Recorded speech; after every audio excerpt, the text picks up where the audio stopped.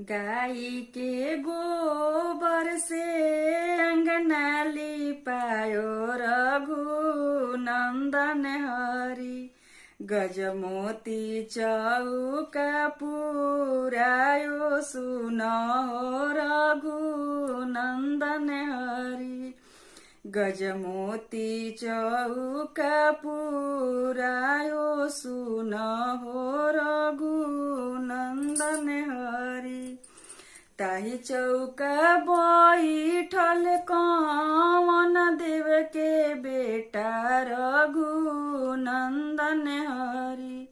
Motiyani अंजूरी Pasari सुनहो Raghunandan Hari. Motiyani अंजूरी Pasari सुनहो